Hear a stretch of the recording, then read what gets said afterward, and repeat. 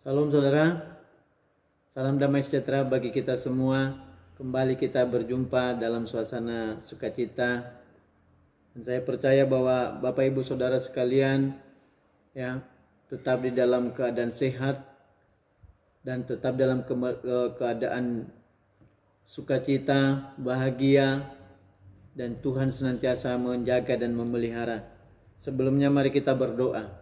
Terima kasih Bapa atas segala anugerah kasih setiamu kepada kami sehingga sampai saat ini kami tetap sehat, kuat, bahkan kami bisa menikmati segala berkat kasih setiamu ya Tuhan. Engkau memberkati kami, Engkau mencukupi seluruh kebutuhan kami sehingga kami tidak pernah kekurangan. Itu jaminan pertolongan dan pemeliharaanmu bagi kami. Saat ini kami mau mendengarkan sabdamu, berbicaralah kepada kami ya Tuhan, kami siap mendengarkan Engkau. Urapi kami dengan roh-Mu yang Maha Kudus, supaya kami mengerti kehendak-Mu. Di dalam nama Tuhan kami Yesus Kristus kami berdoa. Amin. Saudara yang dikasihi Tuhan, sampai saat ini kita masih beribadah di rumah masing-masing, dan itu tidak menjadi persoalan. Yang penting kita tetap memiliki roh sukacita yang bersumber dari Allah Roh Kudus. Kita akan melanjutkan pemberitaan firman Tuhan. Pada kesempatan ini saya akan menyampaikan firman Tuhan yang berbicara tentang hidup sebagai orang Kristen. Nah, saudara yang dikasihi Tuhan, ya, sejak kecil bahkan mungkin ketika kita sudah besar, kita menjadi orang Kristen sampai sekarang. Orang Kristen itu disebut sebagai Kristen terjadi di kota Antiokhia dalam perjanjian baru di dalam pelayanan para rasul-rasul. Kenapa disebut Kristen? Karena mereka adalah pengikut-pengikut Kristus. Dan kita sekarang ini adalah disebut sebagai orang Kristen. Itu pengikut-pengikut Kristus yang percaya kepada Tuhan Yesus Kristus. Nah, saudara yang dikasihi Tuhan, kita percaya kepada Yesus Kristus itu karena kasih setia Tuhan, karena kebaikan Tuhan bagi kita. Dan kitab Efesus pasal 2 mengatakan bahwa itu bukan hasil usaha kita. Itu bukan hasil perbuatan kita. Tetapi kasih karunia Allah. Pemberian Tuhan bagi kita. Kalau kita baca itu di dalam Efesus pasal 2 ayat 8. Saya bacakan. Sebab karena kasih karunia kamu diselamatkan oleh iman. Itu bukan hasil usahamu, tetapi pemberian Allah. Nah, saudara, di ayat ini saja sudah jelas bahwa kita diselamatkan oleh iman. Iman itu adalah percaya kepada Yesus. Itu karena kasih karunia Allah. Kasih karunia. Kasih dan karunia. Kasih itu adalah kecintaan Tuhan kepada kita. Karunia itu adalah pemberian, anugerah. Jadi hanya karena kasih dan anugerah Tuhan kita diselamatkan dan kita menjadi percaya kepada Yesus. Katanya di sini itu bukan hasil usahamu, tetapi pemberian Allah. Namanya diberi, hanya diberi. Kalau tidak diberi, ya tidak mendapat. Tapi karena diberi sehingga mendapat. Lah kita yang beriman kepada Yesus itu karena pemberian Tuhan kepada kita. Sehingga tidak ada satu kemegahan di dalam diri kita.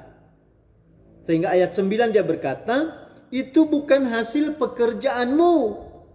Jangan ada orang yang memegahkan diri. Artinya apa saudara? Kita menjadi percaya kepada Yesus hanya karena pemberian Tuhan kepada kita. Kasih setia Tuhan kepada kita. Dan jangan kita menjadi sombong sebagai orang Kristen. Nah, karena itu sebagai orang Kristen ini tidak boleh menjadi sombong. Tidak boleh memegahkan diri. Tidak boleh mengandalkan egonya. Karena apa yang kita terima sebagai orang percaya itu semua karena pemberian Tuhan. Nah, saudara yang dikasihi Tuhan, ayat 10 dia berkata, karena kita ini buatan Allah diciptakan dalam Kristus Yesus untuk melakukan pekerjaan baik yang dipersiapkan Allah sebelumnya. Ia mau supaya kita hidup di dalamnya. Artinya setelah kita menjadi percaya, Kita meyakini bahwa kita ini dibuat atau diciptakan oleh Allah di dalam Kristus Yesus. Tujuannya apa? Untuk melakukan pekerjaan baik. Pekerjaan baik yang mana? Tidak sembarang pekerjaan baik. Banyak pekerjaan baik di dunia ini, tapi belum tentu berkenan kepada Tuhan. Tetapi yang dikatakan di sini, kita melaksanakan pekerjaan baik itu adalah pekerjaan yang telah dipersiapkan oleh Allah sebelumnya. Artinya apa? Pekerjaan yang berkenan kepada Tuhan, pekerjaan yang dikehendaki oleh Tuhan. Dan itu yang kita lakukan, yaitu perbuatan baik yang sesuai dengan kebenaran firman. Nah, saudara yang dikasihi Tuhan, kondisi kita, keberadaan kita sebagai orang percaya, kalau dalam pola tabernakel, itu kita berada di pintu gerbang. Pintu gerbang itu berbicara tentang pribadi Tuhan Yesus Kristus. Yesus berkata, "Akulah pintu." Artinya kita percaya kepada Yesus sebagai satu-satunya jalan keselamatan. Seperti Yohanes pasal 14 ayat 6. "Akulah jalan dan kebenaran dan hidup. Tidak ada seorang pun yang datang kepada Bapa kalau tidak melalui aku." Artinya apa? Tuhan Yesus Kristus ibarat pintu gerbang. Kita melewati pintu gerbang untuk masuk di dalam kerajaan sorga. Yaitu pintu gerbang itu adalah pribadi Tuhan Yesus Kristus. Nah, saudara, tetapi satu ayat di dalam Yohanes pasal 6 ayat 44 dia berkata, "Tidak ada satupun yang datang kepadaku kalau ia tidak ditarik oleh Bapa yang mengutus aku." Artinya apa? Tidak ada yang percaya kepada Yesus itu kalau bukan Tuhan sendiri yang menarik kita untuk menjadi percaya kepadanya. Oleh karena itu kita tetap merendahkan hati kepada Tuhan. Di hadapan Tuhan kita harus memohon belas kasihannya secara terus menerus. Supaya kasih karunia-Nya itu, pemberiannya itu tetap kekal menjadi bagian kita. Nah, saudara, langkah selanjutnya setelah kita menjadi percaya kepada Yesus, kalau di dalam pola tabernakel setelah melewati pintu gerbang, kita akan masuk terus di dalam ruang tabernakel, yaitu memasuki daerah halaman. Di situ kita berjumpa dengan benda yang disebut dengan mezbah korban bakaran. Nah, saudara, di dalam pola tabernakel mezbah korban bakaran itu berbicara tentang pertobatan sebagai wujud untuk menghargai korban Kristus. Jadi mezbah korban bakaran itu kegenapan dari kematian Tuhan Yesus di atas kayu salib yang telah menjadi korban sembelihan bagi kita supaya kita memperoleh keselamatan. Jadi setelah kita percaya, kita berjalan terus mengerjakan keselamatan kita, dan kita yang harus kita kerjakan adalah menjunjung tinggi korban Kristus. Menjunjung tinggi korban Kristus itu adalah bertobat dari segala kesalahan-kesalahan kita, meninggalkan segala perbuatan-perbuatan lama kita, dan segala kebanggaan kita selama kita ada di bumi ini. Kita bakar di atas kayu salib. Kita baca terlebih dahulu Filipi pasal 3 ayat yang ketiga sampai 8. Filipi pasal 3 ayat 3 sampai 8. Karena kitalah orang-orang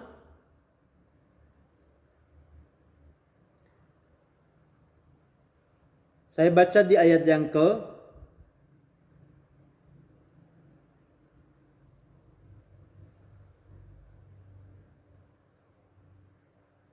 saya baca Filipi pasal 4 ayat yang ketiga. Filipi pasal 4 ayat yang ketiga.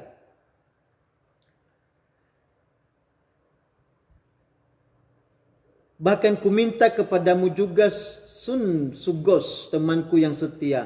Tolonglah mereka karena mereka telah berjuang dengan aku dalam pekabaran Injil. Bersama-sama dengan Clemens dan kawan-kawanku sekerja yang lain, yang nama-namanya tercantum dalam kitab kehidupan. Bersukacitalah senantiasa dalam Tuhan. Sekali lagi kukatakan bersukacitalah. Hendaklah kebaikan hatimu diketahui semua orang. Tuhan sudah dekat. Janganlah hendaknya kamu khawatir tentang apapun juga, tetapi nyatakanlah dalam segala hal keinginanmu kepada Allah dalam doa dan permohonan dengan ucapan syukur. Damai sejahtera Allah yang melampaui segala akal akan memenuhi hati dan pikiranmu dalam Kristus Yesus. Jadi akhirnya, saudara-saudara, semua yang baik, semua yang mulia, semua yang adil, semua yang suci, semua yang manis, semua yang sedap didengar, semua yang disebut kebajikan dan patut dipuji, pikirkanlah semuanya itu. Nah, saudara-saudara yang dikasihi Tuhan, penekanan pada ayat yang ke-8. Kita orang yang sudah menerima pribadi Tuhan Yesus Kristus. Dan kita berjalan terus dalam menjalani kehidupan kita sebagai orang percaya. Maka kita harus menjunjung tinggi pengorbanan Tuhan Yesus Kristus di atas kayu salib. Dengan jalan bertobat dari segala perbuatan-perbuatan lama kita. Yang dikehendaki oleh Tuhan setelah kita menjadi percaya adalah kita ini harus menjadi orang-orang yang senantiasa memiliki pikiran yang benar, pikiran yang mulia, pikiran yang bersih, pikiran yang suci, dan perkataan yang baik, yang benar, yang sedap didengar. Itulah yang harus kita kerjakan sebagai perbuatan-perbuatan baik yang harus kita lakukan di dalam perjalanan hidup kita, di dalam kekristenan kita. Kita baca lagi di dalam Titus pasal yang ketiga. Titus pasal 3 ayat 1. Pesan-pesan penutup. Ingatkanlah mereka supaya mereka tunduk pada pemerintah dan orang-orang yang berkuasa, taat dan siap untuk melakukan setiap pekerjaan yang baik. Ini masih berbicara tentang pekerjaan yang baik. Sebagai orang yang percaya yang mendapat kasih karunia tadi, melakukan pekerjaan yang baik. Nah, janganlah mereka memfitnah, janganlah mereka bertengkar, hendaklah mereka selalu ramah dan bersikap lemah lembut terhadap semua orang. Karena dahulu kita juga hidup dalam kejahilan, tidak taat, sesat, menjadi hamba berbagai-bagai nafsu dan keinginan, hidup dalam kejahatan dan kedengkian, keji, saling membenci. Tetapi nyata kemurahan Allah, juru selamat kita dan kasih-Nya kepada manusia. Pada waktu itu Dia telah menyelamatkan kita, bukan karena perbuatan baik yang telah kita lakukan, tetapi karena rahmat-Nya, oleh pemandian kelahiran kembali dan oleh pembaharuan yang dikerjakan oleh Roh Kudus, yang sudah dilimpahkannya kepada kita oleh Kristus, juru selamat kita, supaya kita sebagai orang yang dibenarkan oleh kasih karunia-Nya berhak menerima hidup yang kekal sesuai dengan pengharapan kita. Perkataan ini benar dan aku mau supaya engkau dengan yakin menguatkannya, agar mereka yang sudah percaya kepada Allah sungguh-sungguh berusaha melakukan pekerjaan yang baik. Itulah yang baik dan berguna bagi manusia.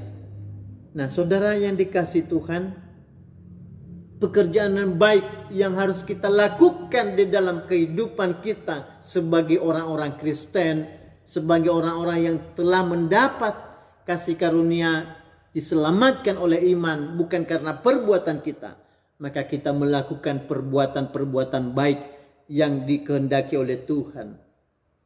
Apa itu? Bertobat dari segala kejahatan kita. Kejahatan apa? Seperti ayat 2, jangan memfitnah, jangan bertengkar, tetapi hendaklah selalu ramah dan bersikap lemah lembut terhadap semua orang.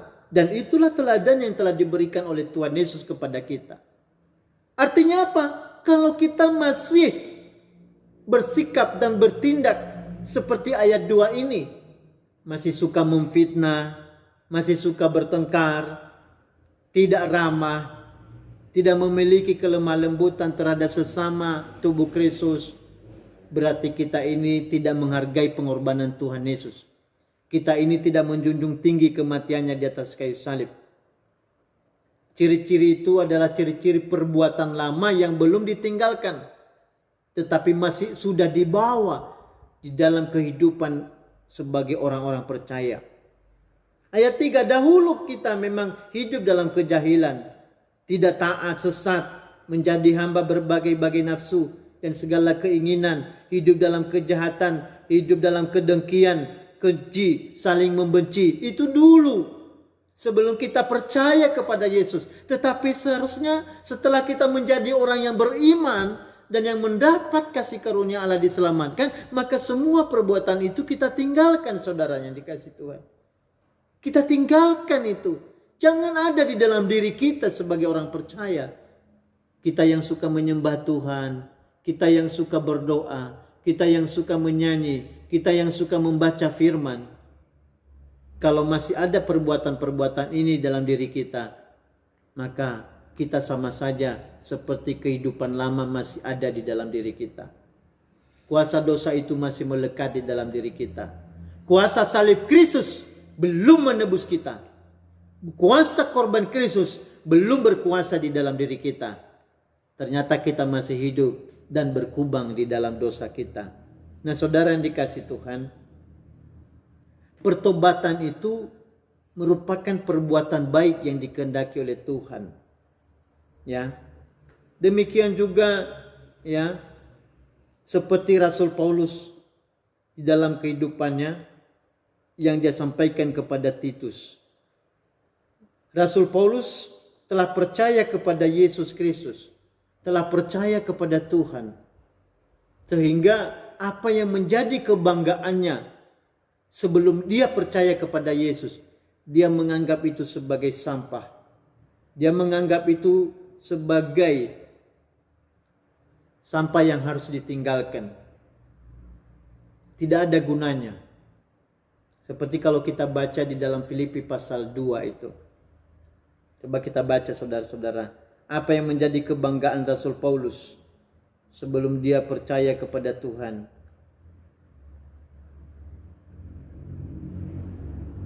Ya. Saya baca Filipi pasal 2 ayat 1. Jadi karena dalam Kristus ada nasihat, ada penghiburan kasih, ada persekutuan roh, ada kasih mesra dan belas kasihan. Sebenarnya ini yang ada di dalam Kristus, yang ada di tengah-tengah tubuh Kristus.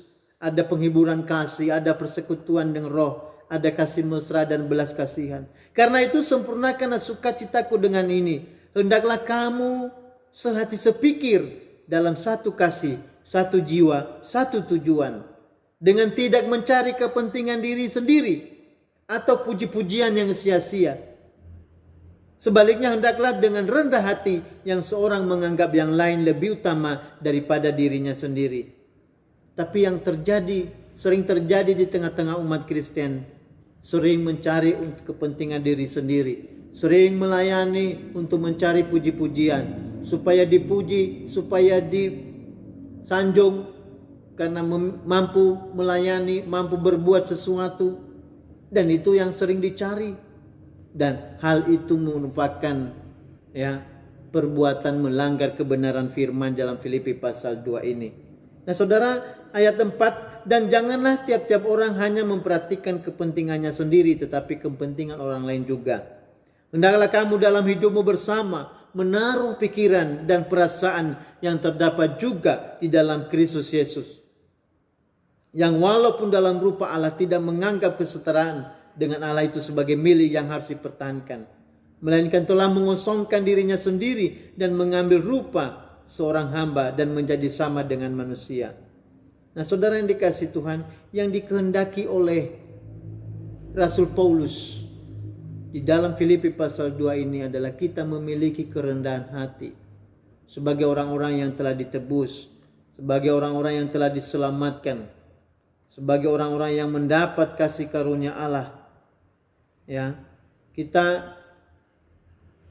yang kita banggakan bukan lagi ego kita, yang kita banggakan bukan lagi kemegahan diri kita sendiri, bukan prestasi-prestasi yang kita capai, tetapi kebanggaan kita adalah karena kita percaya kepada Yesus. Rasul Paulus berkata, karena aku dalam pengenalan akan Kristus, maka segala kemegahanku adalah sampah. Kemegahannya menguasai Alkitab, menguasai kitab Taurat. Kemegahannya dia adalah seorang ahli Taurat, orang Farisi yang berpendidikan. Kemegahannya punya kekuatan, punya otoritas. membunuh orang-orang Kristen sebelum dia bertobat, itu semua dianggap sampah karena dia telah percaya kepada Yesus. Nah saudara, segala kemegahan kita di dalam kehidupan kita ini, kita tanggalkan itu karena kita telah menerima Yesus sebagai juru selamat kita. Kita bangga atas kasih karunia yang kita terima dari Allah Bapa. Selanjutnya saudara-saudara, ya, kita orang percaya, kita bertobat, meninggalkan segala perbuatan lama, dan kita meningkat, ya, mengalami pembaharuan hidup hari lepas hari. Kalau dalam pola tabernakel kita berjumpa dengan benda yang disebut dengan bejana pembasuhan. Bejana pembasuhan itu berbicara tentang baptisan air, yaitu baptisan selam, yang memiliki makna bahwa kita bersekutu dengan kematian dan kebangkitan Tuhan Yesus Kristus. Nah saudara, lewat pertobatan kita itu, segala perbuatan-perbuatan lama kita kubur. Sehingga dan kita bangkit kembali menjadi manusia baru di dalam Kristus Yesus, yang sudah menanggalkan segala perbuatan lama kita. Coba kita baca terlebih dahulu, ya, di dalam Roma pasal 6. Roma pasal 6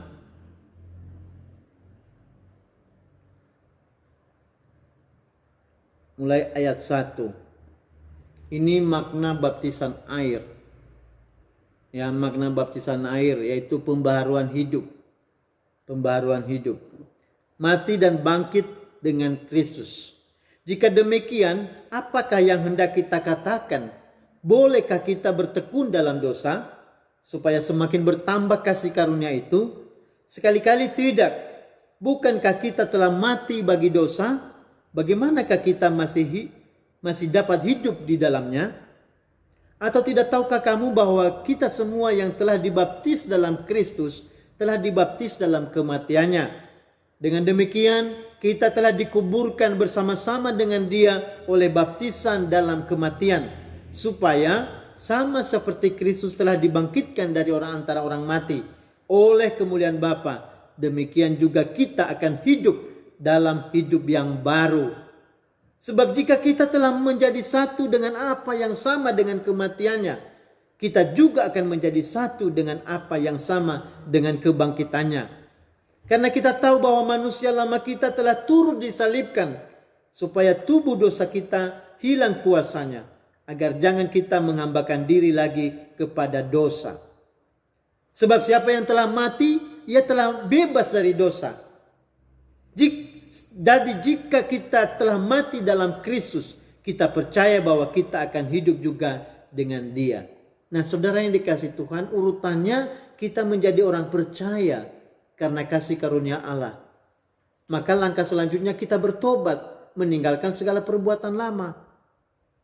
Kita meninggalkan perbuatan lama itu kita kubur dalam-dalam. Itu namanya hukum dosa yang ada di dalam diri kita. Lewat baptisan air, lewat baptisan, segala perbuatan lama kita itu kita kuburkan. Sama seperti Tuhan Yesus mati dan dikubur dan bangkit pada hari yang ketiga. Segala perbuatan lama kita itu, hukum dosa di dalam diri kita kuburkan lewat baptisan itu.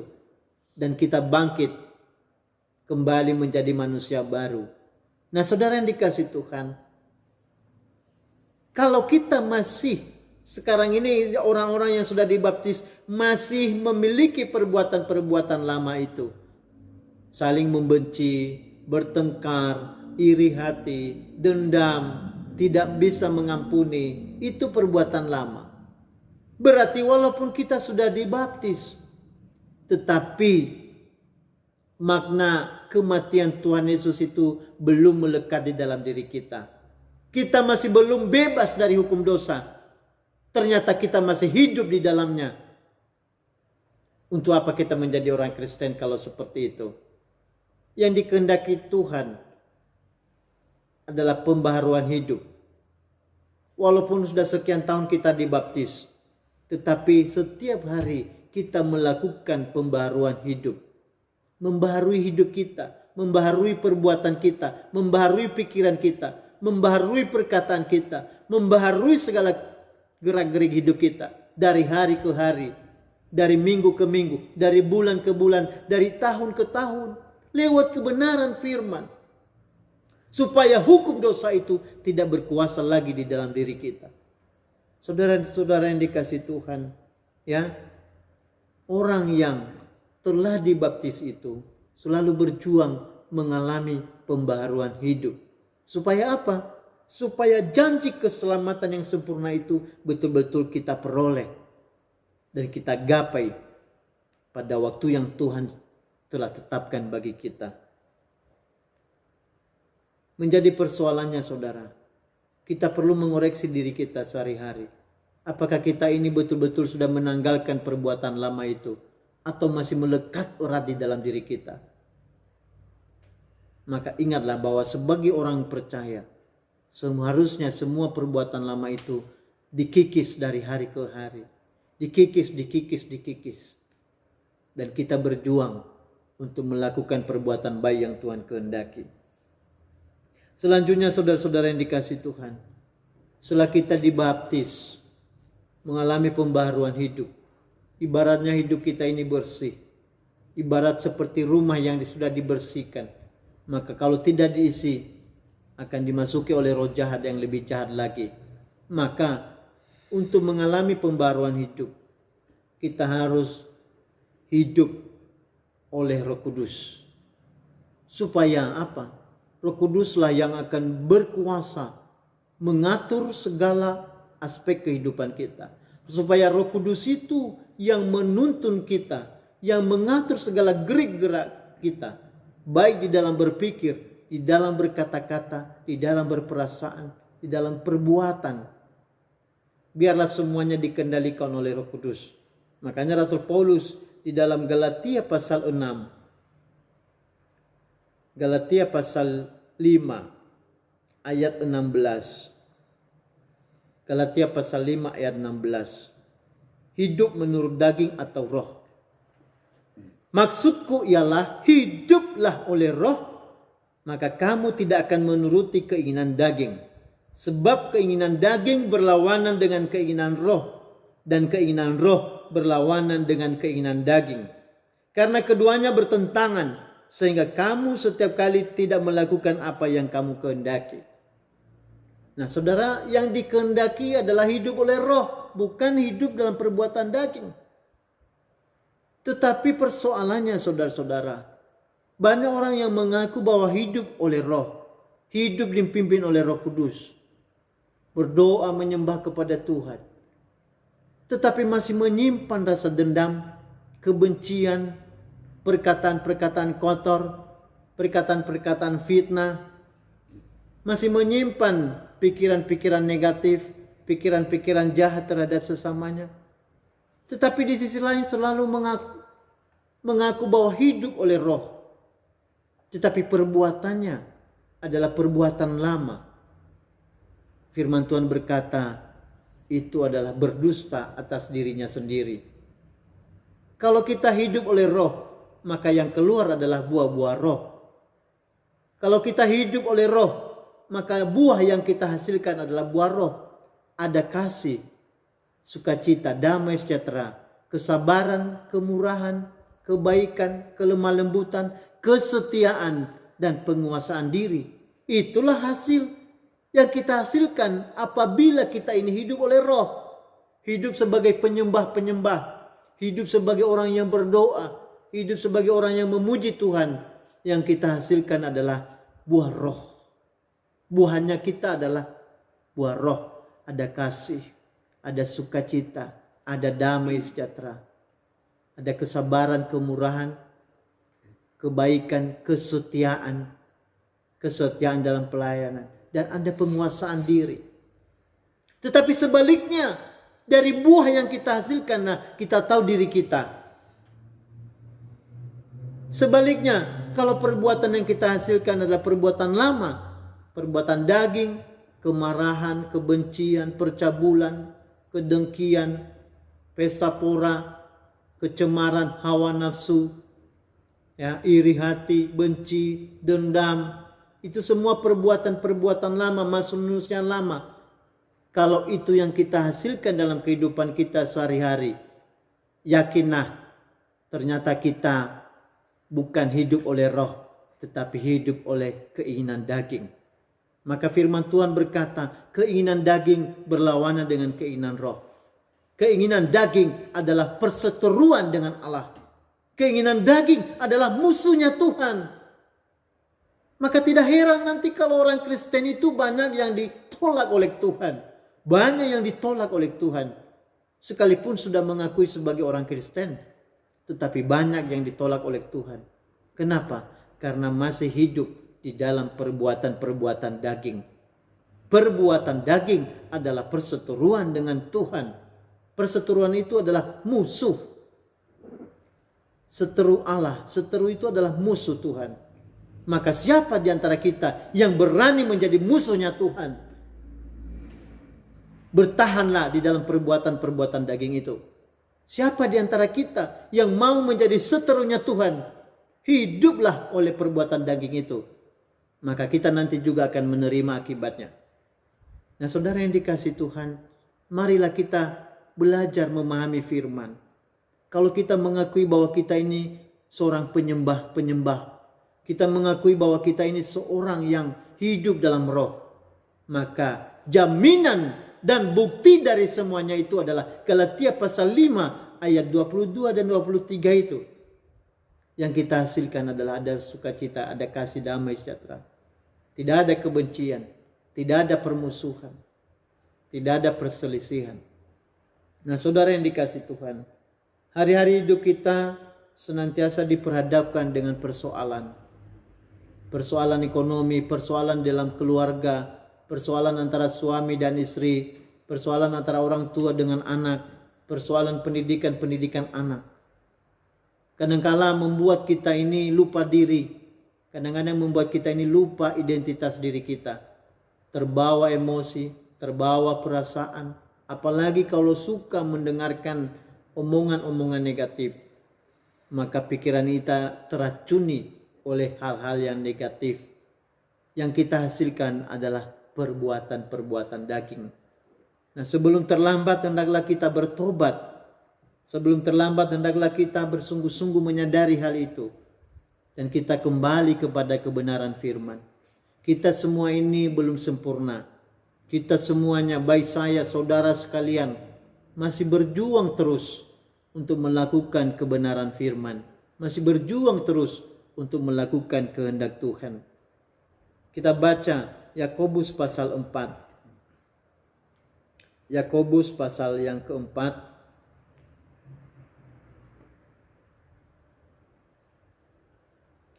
Mulai dari ayat 1. Hawa nafsu dan persahabatan dengan dunia. Dari manakah datangnya sengketa dan pertengkaran di antara kamu? Bukankah datangnya dari hawa nafsumu yang saling berjuang di dalam tubuhmu?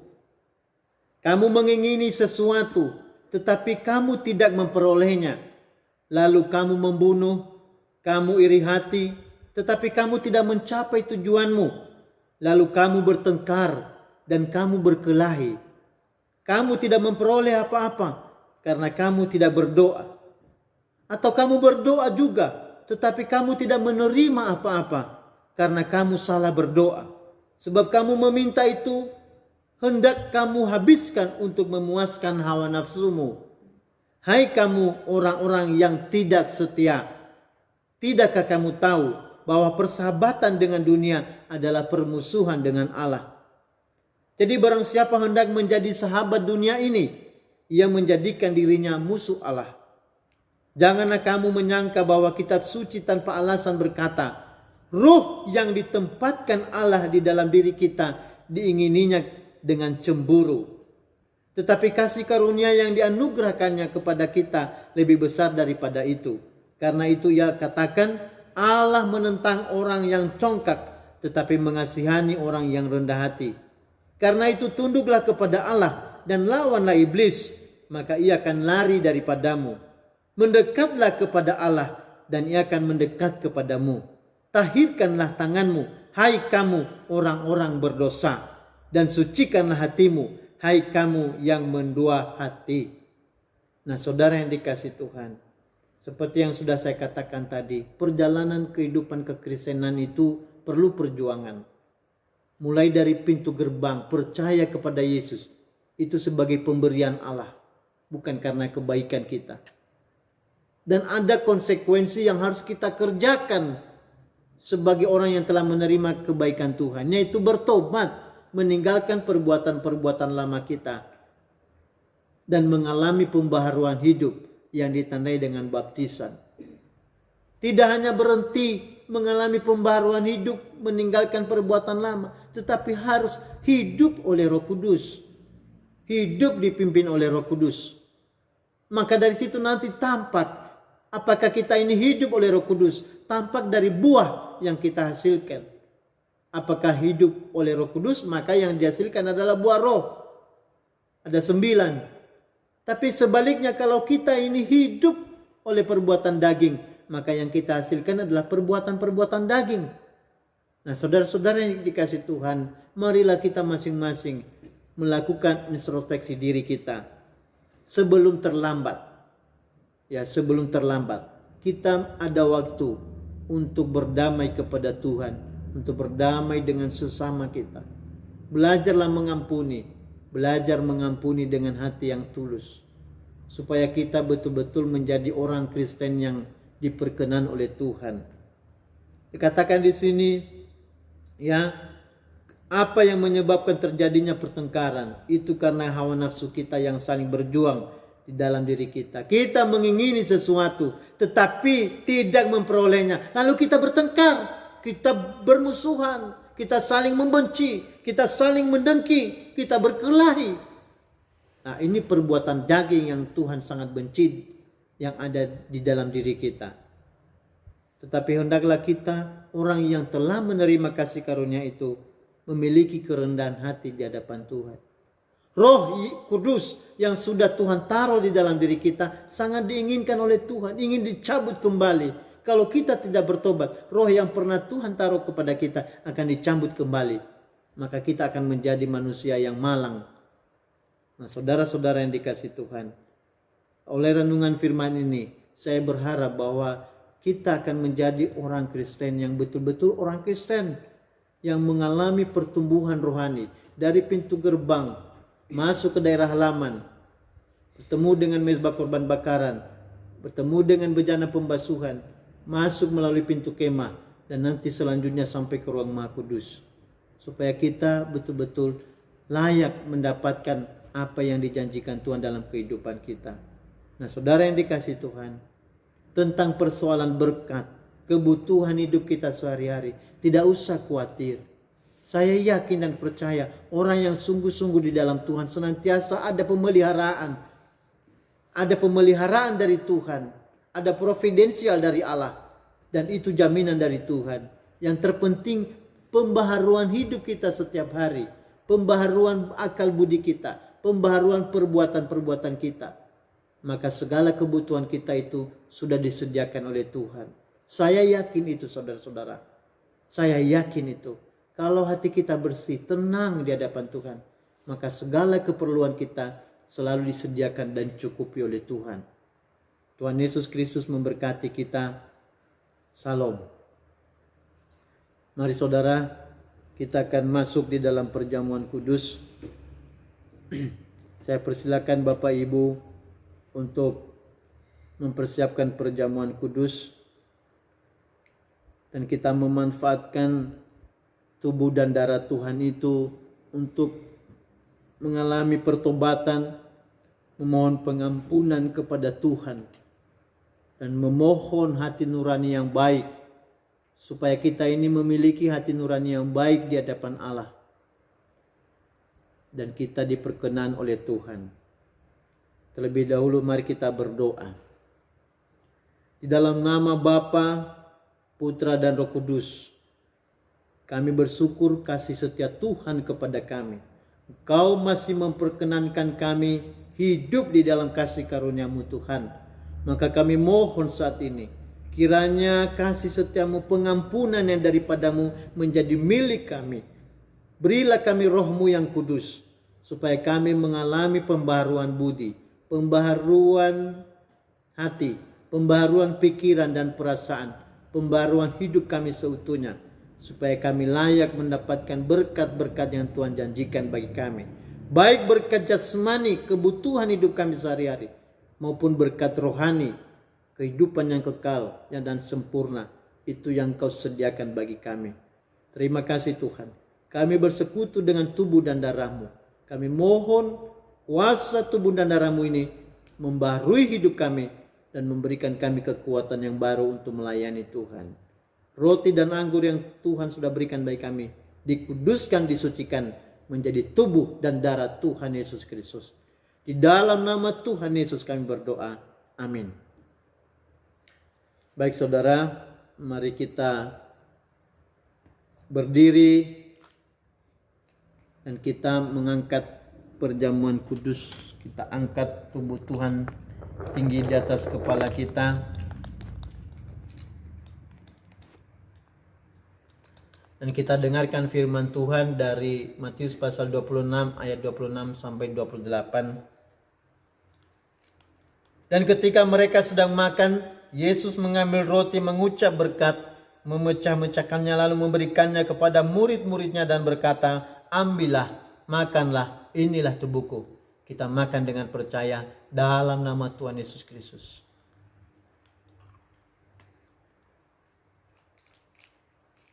Haleluya Yesus. Terima kasih Tuhan. Terima kasih Yesus. Haleluya, haleluya. Mari kita angkat cawan Tuhan tinggi di atas kepala kita dan kita dengarkan firman Tuhan. Sesudah itu ia mengambil cawan, mengucap syukur, lalu memberikannya kepada mereka dan berkata, "Minumlah kamu semua dari cawan ini, sebab inilah darahku, darah perjanjian yang ditumpahkan bagi banyak orang untuk pengampunan dosa." Kita minum dengan percaya dalam nama Tuhan Yesus Kristus.